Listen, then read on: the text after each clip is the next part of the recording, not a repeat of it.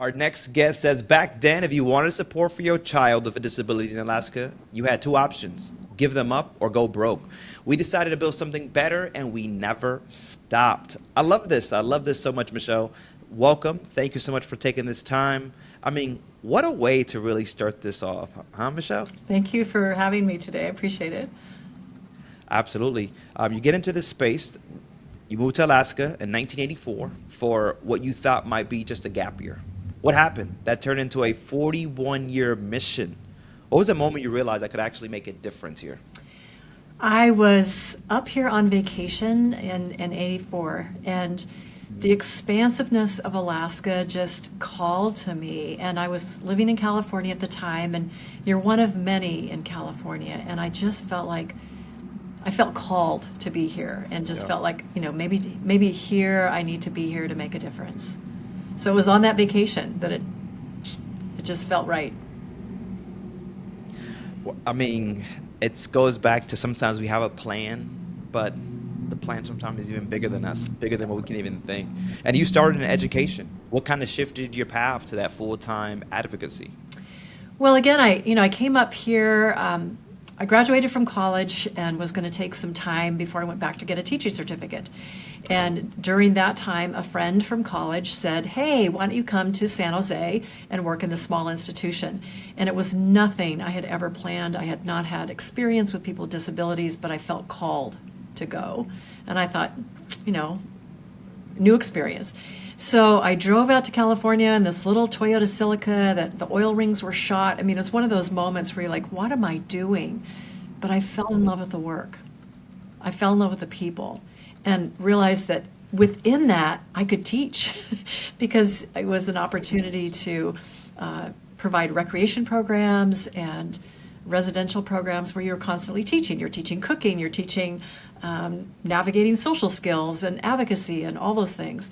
So it's really been a nice blend to think about how you can be a teacher and a coach and a mentor within the disability space and just see people for who they are. I love this. And when we kind of started off, we talked about how families used to have to actually choose between parenting their child or getting support. What changed that, and what role did you play in that shift? Well, we have a wonderful organization here in Alaska called the Key Coalition of Alaska. And it's a coalition made up of people with disabilities, their families, their supporters, providers. And we go to Juneau, the capital, every year to advocate with legislators. And there was a year, because for many years in Alaska, you either had to go into poverty to keep your child with a disability at home and get support, or you had to give them up if you wanted to maintain your job and your lifestyle, etc. And there was a parent talking to the governor's wife at a dinner that we had during that event, talking about how much she missed tucking her daughter into bed, and explained to the governor's wife that she had to give her child up because of all the way the system was structured. And as often is the case, stories are what move mountains. Governor's wife went to the governor and said, "This is wrong." And from that, a TEFRA option was born for parents to get an option to be able to maintain their income, their jobs, and get a waiver for their child to continue to live with them. And it changed the trajectory of family life for Alaskans with disabilities. How does that make you feel, right? You leave home, come to Alaska, and then this opportunity happens because you decided to have faith, take risk. What is the feelings inside as you're seeing this kind of progress? Well, I think you realized all of us, no matter what passion we choose, we're part of something far bigger than just us.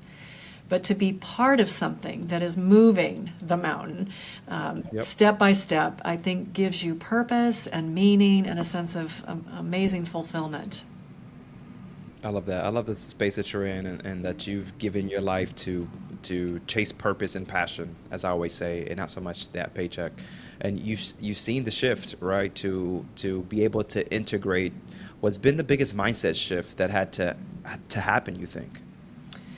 Well, I think that, with people that experience disabilities for so many years, and even today, we're still fighting that battle that people are less than. And I think that moving in Alaska, I think particularly for many years, we were at the top of the leaderboard, just moving some of the things where you see people in the community working, and you saw people with friends, hanging out, and you happen to have a disability. The schools were integrated, and it just, again, Alaska's a very diverse community, and I think disability space was just one of the things we did to say, you are equal, and you are equal, and you are equal, and you have a voice, and you have a gift and talent. Because there are many aspects of our world that people are working on those same aspects of equality and inclusion, and it's been wonderful to be part of that in the disability space here in Alaska. How long have you been in Alaska again? I don't know. You might have mentioned that 41 already. years.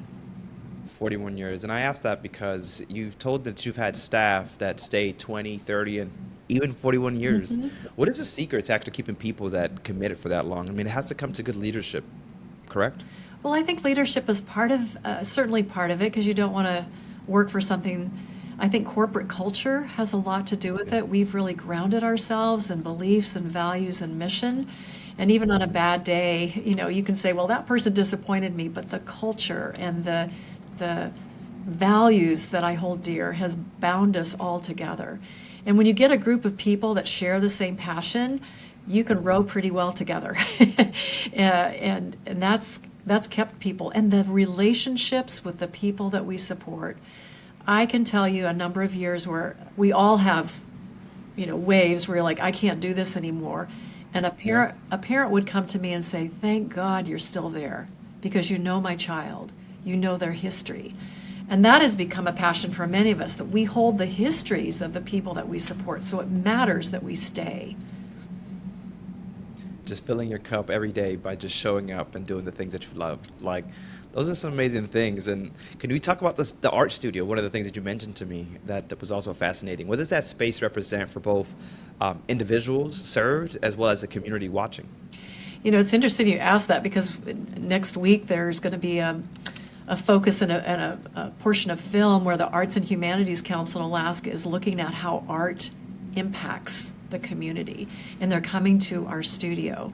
So we've had several staff who are artists themselves, that have a passion for that, and they collaborated with other artists in other states who have been doing this in the disability space.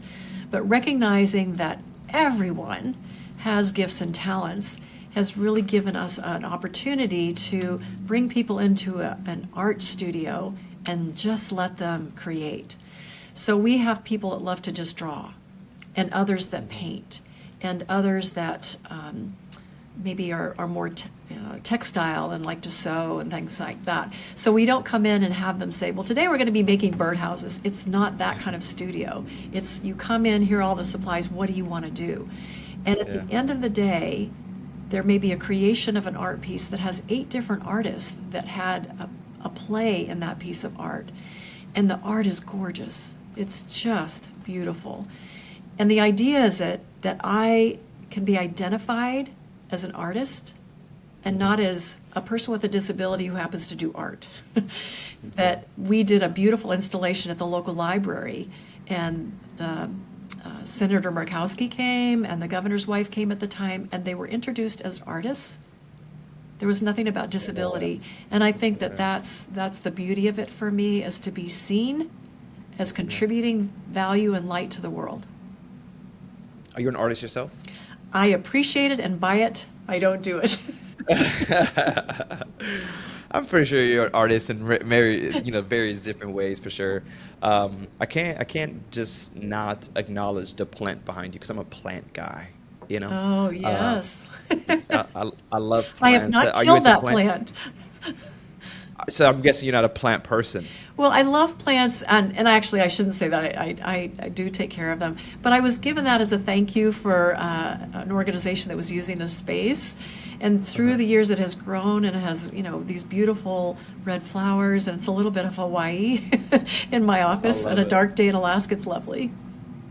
I love it. I am now that person that likes to give plants, and as weird as it may be for some people to receive a plant that doesn't like plants, I just feel there's so much life into it, and I can imagine that you kind of being watering it and really seeing it bloom just kind of brings some light into what you're doing as well, right? What happens when you continue to pour into others and see that success happen, that ROI in a sense. Um, Exactly. so you could really kind of see life play out in that sense. So I love that you're taking care of it. And how long have you had it? I think 5 years at this point. What? That's Yeah. good Yeah. time. Yes. Kudos to you. Yeah. Not everyone can keep up plans for that long.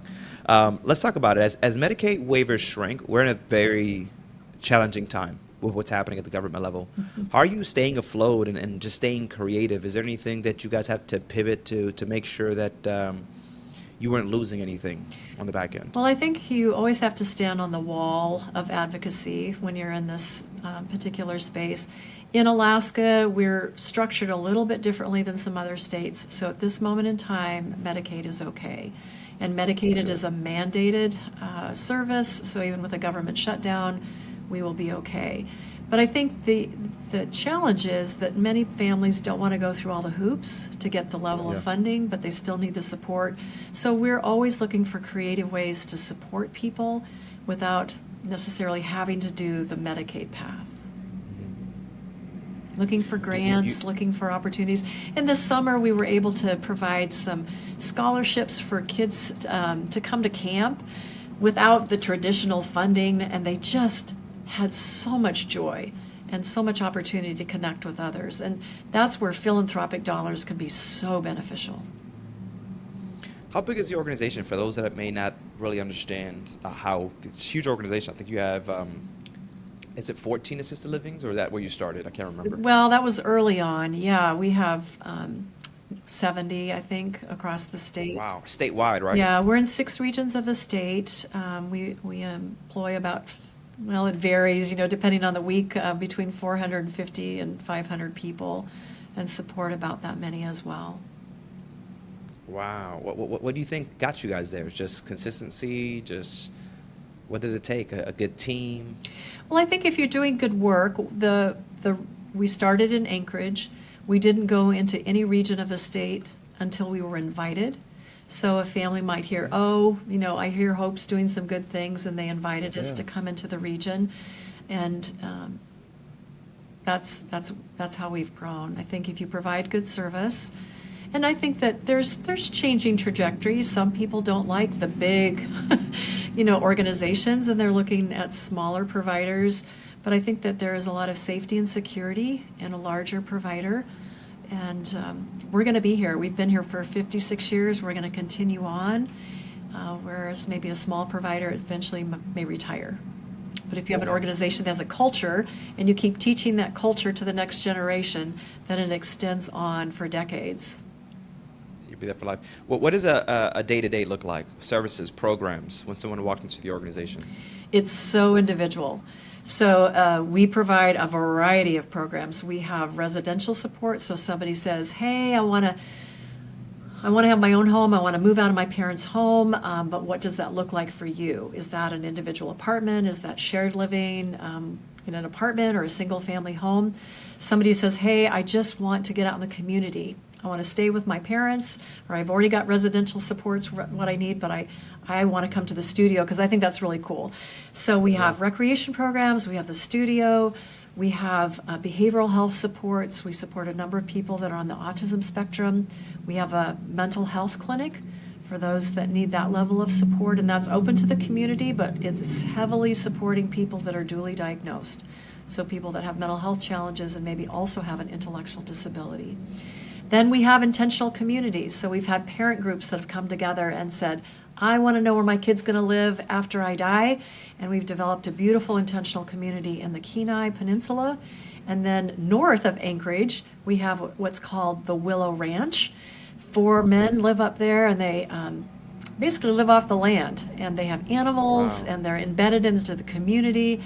And they live the life that they want to live because they wanted to live a rural lifestyle. They didn't want to be in urban Anchorage. So it's really listening to the person and saying, what does support look like for you? And then coming up with a plan to design that for them. I love it. Meeting them at where they're at, what you would say? Yeah. Yeah. We talked a little bit earlier, as you continue to scale and grow, we talked about a little bit of AI. You mentioned, hey, good job on the note taking. And I had to say, no, it wasn't me. It was a little AI. We had a note taker on a discovery call. But where does AI playing a factor now as you guys continue to grow? Is that something that you guys are kind of, maybe dipping your toe in? Do you see a benefit on AI as you continue to grow and move into even more counties? Yeah, well, I think that AI can provide, a lot of systems things within an organization just to make, you know, for instance, you create a new job and you have AI design the job description. I mean, it just cuts down the Yeah. work that you might personally invest and get a draft. Now, we have touched our toe several times into smart homes. So that's AI in a different kind of way for people with a disability to be able to live as independently as possible without dependency on staff. So I think technology is our friend if we use it well. If the Heart and Hustle podcast has ever sparked any idea or made you think differently, do us a favor. Make sure you guys share this, post it on LinkedIn, or even text that nonprofit friend that you just have. Whatever works, this is what keeps the conversation going and allows us to just grow this community together. Seriously, we appreciate you. Yeah, no, 100% agree. I think there's a fear. I mean, right, something new, so it's kind of getting uncomfortable again with something that we don't know. But I love it, and especially in this space, we talk about AI in homes. I've seen that as well, where it will remind someone that there's something in the microwave or the stove was left on, or to turn off the lights, or different things that I hear in the space of AI, and I think it's just pretty cool. It is. I love that smart tech is making big independent strides, I would say. What's the most exciting shift you've seen recently, though? In terms of utilizing AI, or Just technology in general. well, I think that there's so many apps that are available to people that we support to be able to self-direct and not have staff or their parents being telling them what to do, and very tech savvy people with disabilities that have taught me how to use things. Where you think about, oh, somebody with a developmental disability can't use technology, but oh my goodness, we have people that are not traditionally verbal that can whip out an iPad and do so many things. I think that technology also is helping people with orthopedic and ambulation, and there's just so much good that will come if we're careful and we use it well. I love that. And when we talk about CEOs and business owners in your community with disabilities, what are people still getting wrong about ability and leadership? Well, I think that I always tell my staff here, you have to challenge your assumptions all the time. So when you see somebody in a wheelchair, and if people are really honest, there's an assumption that that person is less than. They can't ambulate, so somehow that makes them less. And there are brilliant people that use a wheelchair as a tool for ambulation. There are brilliant people that can't traditionally speak. You think about so many people that we're aware of that have challenged what disability looks like and what ability looks like. And anytime you go to after the Olympics and the Paralympics, the athletes that challenge what disability looks like is just amazing to me. So again, challenge assumptions. When you see somebody that, and we're working with law enforcement on that. If somebody is not responding to you, doesn't mean they're being obstinate. They may have autism. They may have a mental health challenge. They may be deaf. So working with law enforcement to think about, are you thinking about all of those things in that moment where you might be trying to intervene with somebody? And that's something that we all need to do, is not just accept on face value, but to think about what might be really going on with that person. Yeah, I love it. I love that you've been in this space for so long and you just continue to, I would say, change the way that people believe and think, right? That's the biggest thing, is that mindset shift for others. Because if you don't experience it, if you've never seen it in person, it is so easy, as you mentioned, to make judgment, right? Because someone's in that wheelchair and you think they're less than. And you've said it's a marathon with sprints, this type of work. What keeps you running? And what's your vision for the next chapter? I have always been, let's live one day at a time. There's enough. I mean, anytime you're in a business, you have to think about the future a little bit. But you can worry yourself to death about, are we going to have funding tomorrow? Are we going to have people tomorrow? And through the pandemic, it just was so clear to me. One day at a time, daily bread today, we've got enough for today, and every day was that way. And I think that when you're a marathon runner, it's one step at a time. You might be thinking about, okay, yes, I'm going to finish, but if you get too focused on the end, you're not pacing yourself in the moment.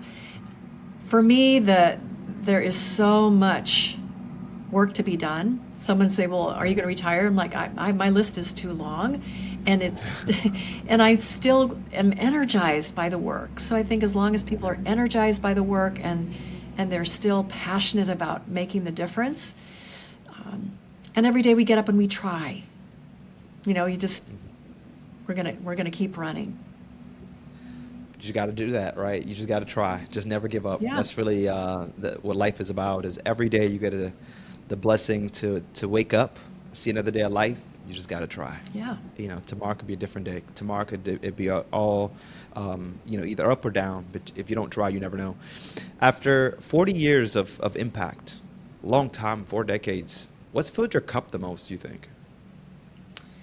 Oh, that's a really deep question, really, because I think that there's the opportunity to share this passion with people. I have really appreciated the people we support, their families, their tenacity, their gifts and talents, and the staff that work here and throughout the state of Alaska, the people that share this passion. I think surrounding myself with people that bring light to the world has kept me going. And I think when you have that shared light, you just lift each other up. Okay.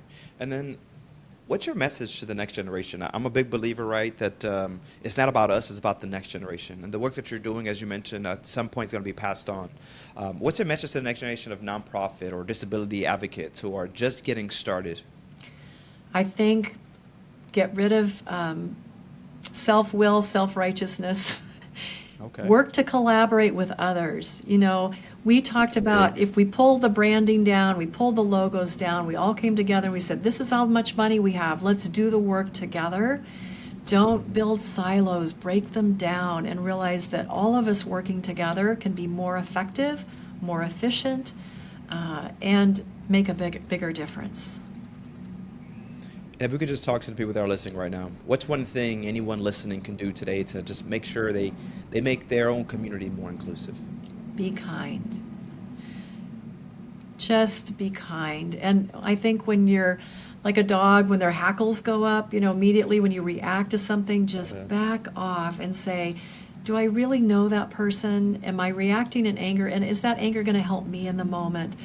There is so many, and I have to challenge myself every day because there's stuff that happens, my hackles go up and I'm like, wait a minute.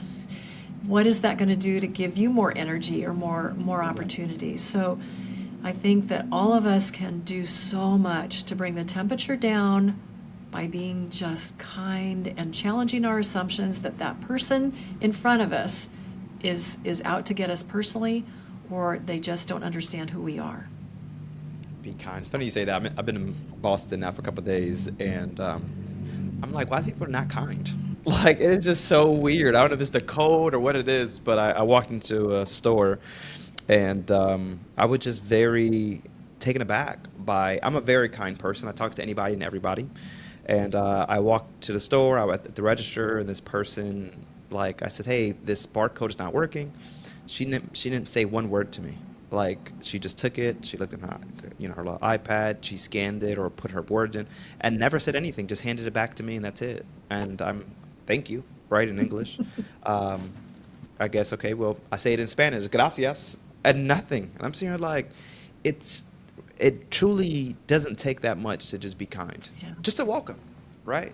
Hey, sorry about that. Like, it doesn't take a lot of work to be kind. It truly makes somebody's day better, right? Because then I went through the whole day like, man, like, was it me? Like, so yeah, be kind. Be kind. As easy as it is, people are not doing it enough.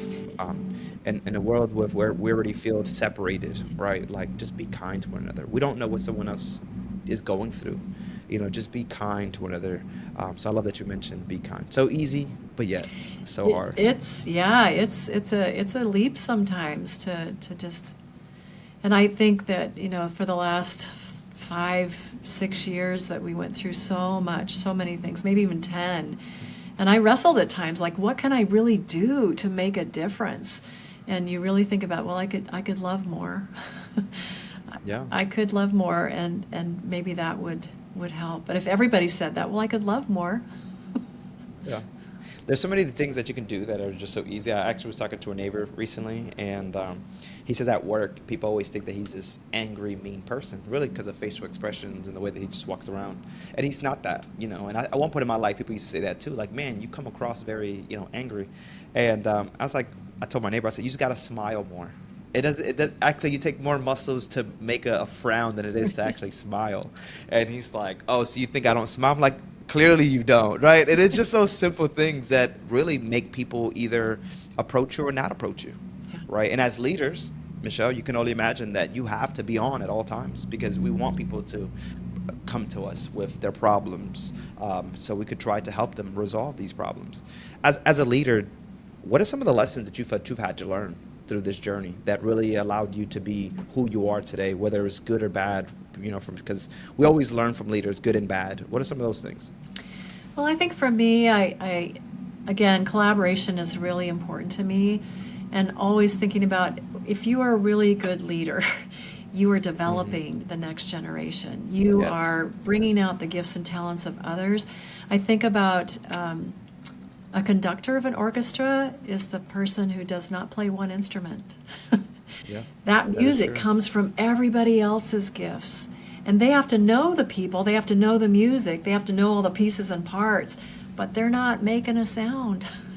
So I think that that's something I've learned and am still learning about, and really lifting others up to shine. Because sometimes you, as a leader, you can, like, I want to control all the details, I want to make sure everything's great. You have to let people fail and fail forward. We all had to fall off our bikes before we learned how to balance. So letting people fail with compassion and Yeah. an opportunity to learn from it. Because I really, I've had when I took over, I wanted to get rid of a feeling of a fear of failure. That it's okay to mess up, and then let's look at that. Like, how could we do better next time?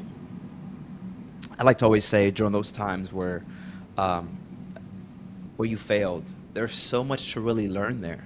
You know, like, yeah, it was a loss, but there's so many lessons. And if we dwell too much on that loss, we don't see all the lessons that we really got from it.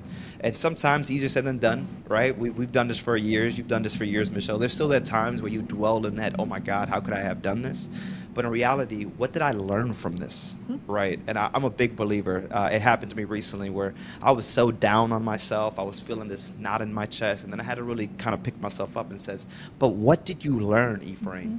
You know, and some people forget that part, that it is completely okay to fail. Some of the best successful people had to fail over and over and over before they became successful. So I love that you bring that up, Michelle. I leave you with this last question, Michelle, that, you know, the blind question that we love to have. You spent decades fighting for others, but what's one moment when someone actually had to fight for you, and how did that change the way you actually lead today? Ooh. Well, I think that there have been times here that have been very challenging. And I can think of some people who, and again, parents or people we support who have, when I have thought, I can't do this one more day, have come and said, thank God you're here, or that we see what you bring to this job, and thank God you're still here. So I think there are a number of people at different moments that have stood up for me. I have always been one to speak up, sometimes to my own detriment, like that's wrong. And people have accepted that. And when others have reacted to my standing up, they have stood beside me to say, thank God you said that. something. So I appreciate that. Yeah, and it's I'm like you. If something's wrong, I'm going to call it out, Yeah. and it can be hard because you sometimes you look like the disgruntled employee, but it's no. I have a passion for what I do, so I love that you're that leader that stands up and calls it out when it's actually wrong. Not a lot of people can actually do that or respect that. So I respect that from you. Where can people find more information about the organization? Maybe they wanted to read more about what you guys are doing, service programs. And are you on LinkedIn if someone wants to reach out? I am on LinkedIn. I'm terrible about social media. Just say that. So I'm there because Okay. you're supposed to be there, but yeah. But yes, you could do that. Our website is www.hopealaska.org. It's a robust website, has all of our programs and information about Hope and ways to get in contact. So if there's anybody listening that is in another state or place, it's like, oh my gosh, I'm navigating this and I need some help, please reach out, because those of us that have walked that path already are happy to collaborate and help guide. Or if there's somebody listening to say, what did you say about intentional communities? What does that mean? I have a child and I want to think about that. Would be happy to dialogue. I love that. Michelle, we thank you so much for your time on a Friday today. I don't know when it would air, but today's a Friday. We're getting ready to wrap up our days. What time is it in Alaska, actually? It's just about 10:30. Oh, you guys are in the morning, so it's 2:30 here in the afternoon. So you actually getting your day started as I'm kind of Right. probably dwindling down here. But we appreciate your time as a CEO, as a leader that has given 4 decades to this work. It doesn't go unnoticed. I'm pretty sure so many people just value you and your leadership. So we thank you, guys. If you guys are still watching, make sure that you guys do like, subscribe, and comments. These are the conversations that we love, real, authentic conversations. And there's so many leaders that want to get into this space, young leaders. These are the type of conversations that we need to hear of leaders that have been doing this for decades and pouring their heart and soul into this. We thank you, Michelle, for being here. My name's Efrain. We'll catch you guys in the next one. Laters.